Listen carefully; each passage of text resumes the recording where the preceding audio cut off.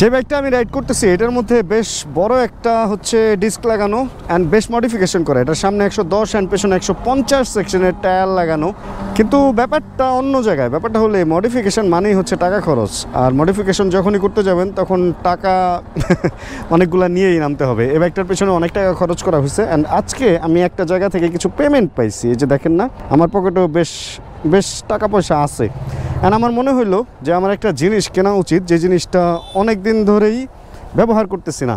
And যখনই আপনি কোনো কিছু মডিফাই করবেন অ্যান্ড যখনই আপনি কোনো কিছুর মজা পাবেন, তখনই আপনার মনে হবে যে মজাটা আরও কীভাবে বাড়ানো যায়। মডিফিকেশনের নেশা একবার যার ভিতরে ঢুকছে, মোটামুটি ওইখান থেকে তার বের হয়ে আসাটা অনেক টাফ, অনেক টাফ। চলেন আজকে চালাইতে এই ব্যাপারে কথা বলি। অ্যান্ড মডিফিকেশন করতে গেলে অল টাইম খেয়াল রাখবেন অথেন্টিক প্রোডাক্টটা যেন আপনার হাতে পড়ে, কোনোভাবেই যেন নকল প্রোডাক্ট আপনার হাতে না পড়ে। অ্যান্ড আমি কিছুদিন আগে একটা ক্লাচ কিনছিলাম, RCBর E2 ক্লাচ। প্রথমে আমি আসলটা চালাইছিলাম অ্যান্ড পরেরটা নিয়ে আমার একটু কনফিউশন আছে, ওই গল্প আজকে শোনাবো। তার আগে intro. Hey everyone, this is Syed Mohammad Iqbal. Welcome to my YouTube channel MSI Vlogs।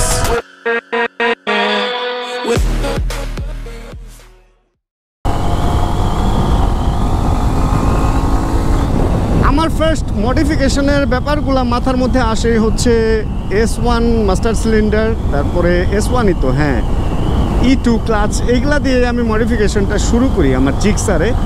And E2 ক্লাচের performance ছিল হচ্ছে পুরা দমে সুপার। মানে ওইটা এমনিতে জিক্সারের ক্লাচ একটু হার্ড, প্রথম ভার্সনে তো পুরাই হার্ড ছিল, যেটা কার্বোরেটর অ্যান্ড যেটা সিঙ্গেল ডিস্ক মনোটোন বলে, ওটার যেটা ডুয়েল ডিস্ক আসছিল ওইটারও কার্বোরেট মানে কি বলে এটার ক্লাচ অনেক হার্ড ছিল। অ্যান্ড এই ধরনের বাইকগুলো যেগুলো স্লিপার ক্লাচ, বিশেষ করে R15 বা MT-15-এর ক্লাচ অনেক স্মুথ থাকে, অনেক স্মুথ।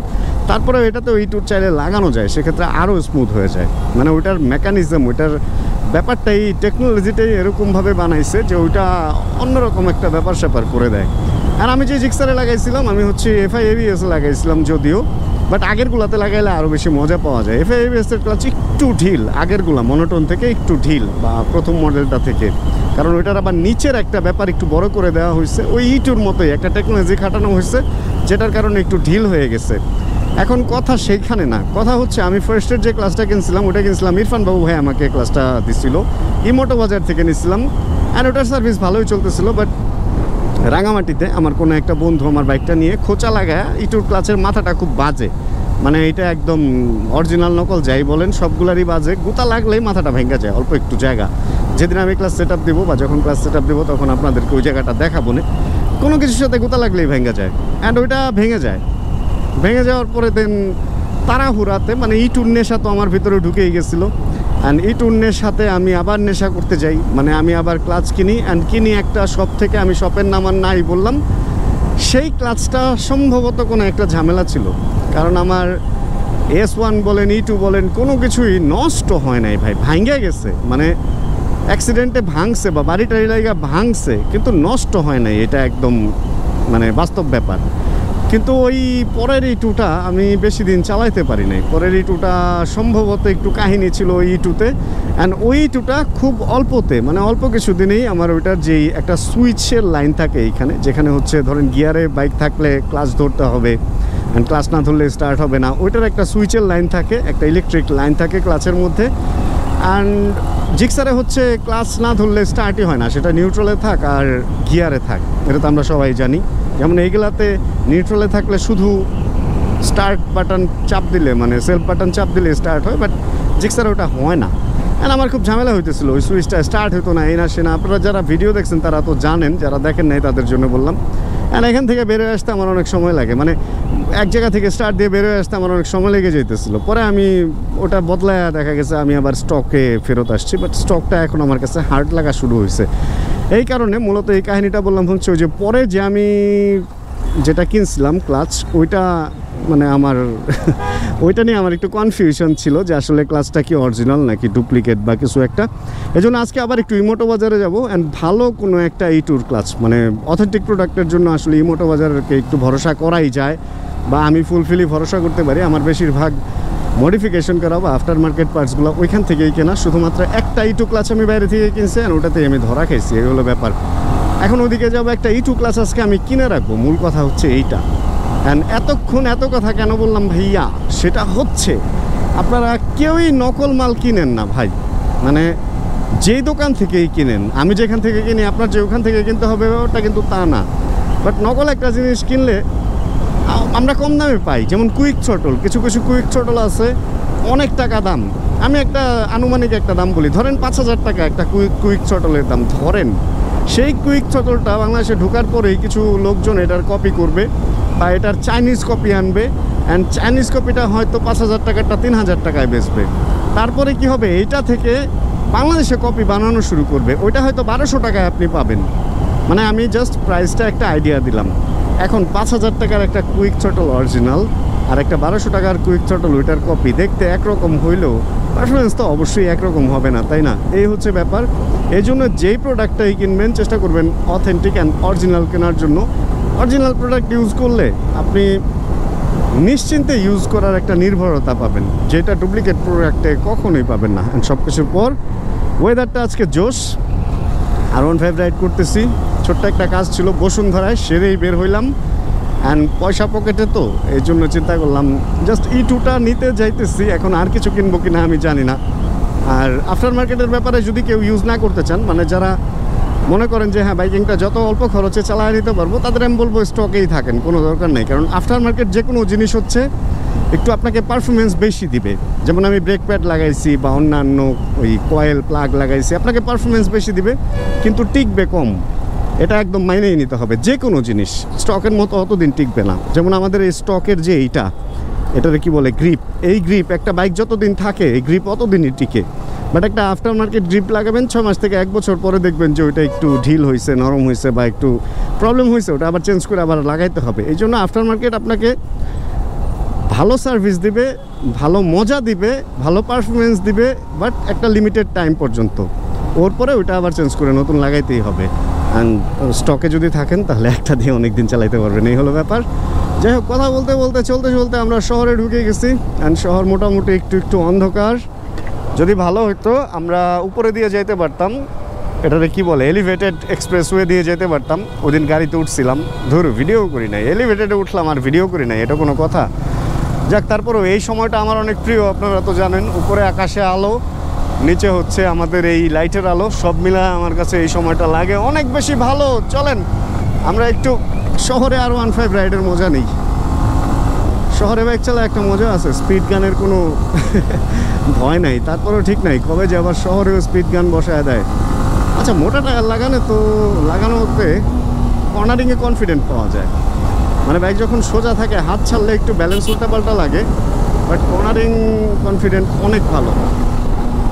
কিন্তু সঞ্চয় হয়ে একটা ভয় ঢুকায় দেওয়া গেল, মোটা টায়ার লাগাইলে নাকি কেস করে পুলিশ। এটা তো কখনো আমি এরকম, আমার অবশ্য স্টক টায়ারই ছিল সবসময়, কেস করলে তো সমস্যা। ধরু এখানে অন্ধকার, আসতেছি আমি আবার। ওহো, বলে না যে কাল তো ছিলাম ভালো, আজ আমার কি হলো, সে অবস্থা। এতক্ষণ তো ছিলাম ভালো, এই শহরে ঢোকার পরে আমার কি হলো, ডান হাত পর্যন্ত ব্যথা করতেছে, লাল হয়ে গেছে, বাম হাতে ব্যথা তো আছেই ভাই। এখনো পর্যন্ত জ্যামে পড়ি নাই, বাট গাড়ি ঘোড়ার সাইড টাইড কাটতে যাই এই বাইকে আমার এই অবস্থা। এই হচ্ছে স্পোর্টস বাইকের একটা খুব বড় সমস্যা। খোলামেলা রাস্তায় ঠিক আছে, বাট যখনই ভিড়ভাট্টা থাকবে, বারে বারে ব্রেক ধরতে হবে, ক্লাচ করতে হবে, অ্যান্ড বারে বারে থ্রটল করতে হবে, পা নামাইতে হবে, তখন বেশ একটা ফাপড়ে পড়তে হয়। আচ্ছা যাই হোক, চলেন এদিকে কথা না বাড়াই। ভাই ব্রাদাররাও ওয়েট করতেছে হচ্ছে 60 ফিট রোডে। আমরা সরাসরি চলেন আগে ক্লাসটা কিনি। সময় হলো 7:02, যদিও আরও 1 ঘন্টা খোলা আছে সব কিছু, 8টা পর্যন্ত হচ্ছে খোলা থাকে। যা আগে ওই জিনিসটা রিসিভ করি, এরপরে আড্ডা টাড্ডা যা আছে এই দুনিয়ার সব কিছুই করার ট্রাই করব। এই চিপা দিয়ে ঢুকে গেছি, আসেন আগে যাই ওখানে। আমরা খুব অল্প সময়ের মধ্যে আজকে মিরপুর পৌঁছায় যেতে পারছি। হ্যাঁ, চলে আসছি মোটো বাজারে। আরে সর্বনাশ, এখানে তো সেই আড্ডা হইতেছে, দোকানের মালিক নাই তো ভাই সাদা কালো। হ্যাঁ, সব কর্মচারীরা বসে সেই আড্ডা দিতেছে। আমি আসলাম একটু বসুন্ধরা গেছিলাম ভাই, বসুন্ধরার কাজ টাজ সেরা এখানে রওনা হইলাম। ভাই একটু কাজ আগে শেষ করি। ওয়ালাইকুম আসসালাম। আমার লাগবে E2 ক্লাস লাগবে। আছে কি ক্লাস? হ্যাঁ হ্যাঁ ভাই, অবশ্যই আছে। আর কি নাকি কালার আসছে ভাই E2 ক্লাসের মধ্যে? ওই যে একটা সিলভার কালার আসছে, একটু দেখি না ভাই। এর আগে আমাদের ঘটনা যেটা হয়েছিল, আমি যখন 4V-তে লাগাই E2টা তখন আমি নেই নাই, কারণ হচ্ছে 4V-র ক্লাচ হলো সিলভার অ্যান্ড আমি ব্রেক নিয়েছিলাম সিলভার, মানে S1 ব্রেক হয় কালো আর সিলভার, তাই না ভাই? S1 ব্রেক কালো, সিলভার, লালও হয়, গোল্ডেনও হয়, কিন্তু সিলভারে আমরা E2টা পাইতাম না। রিসেন্ট এই যে চলে আসছে, এই ক্লাসটা হলো নতুন আসছে, যারা সিলভার কোনো ইসে লাগাইতে চান এটা নিতে পারেন। বাট এটা কেন নিবেন আগে সেটা বলেন। একটু ভাই নিব হলো যে জিক্সারে লাগাবো। আমি মাঝখানে আপনার কাছ থেকে একবার জিক্সার নিলাম না, ওইটা ভেঙে ফেলছিল একজন, এই যে এই জায়গার মাথাটা ভেঙে ফেলছিল। এরপরে আমি একটা নিচ্ছিলাম ভাই, ওটা একটু কাহিনী হয়ে গেছে, একটু ঝামেলা ছিল এটাতে, মেবি নকল টকল কিছু। এগুলো নকল হয় ভাই বাংলাদেশে? আমারও নকল আছে। আচ্ছা যাক, এটা ভালো হইলেই ভালো। এখন দেখা যাক কি অবস্থা কি, কারণ বলতেছিলাম না আস্তে আস্তে এই যে এখানে একটা সুইচ আছে, এই যে একটা ইলেকট্রিক লাইন আছে, এই সুইচটা আমার প্রবলেম হয়ে গেছিলাম যেটা নিয়েছিলাম। এই তো ভাই এইটা আমার একটা লাগবে, আর আপাতত তেমন কিছু মনে হয় লাগবে না। আর আপনারা যারা আফটার মার্কেট জিনিসপত্র ব্যবহার করতে চান অনুমতি ছাড়া দেখায় দিই, ওনারা এখানে ডিস্ক রাখে, ওনারা এখানে ভাই এইটারে কি বলে এই মনোশকটাকে?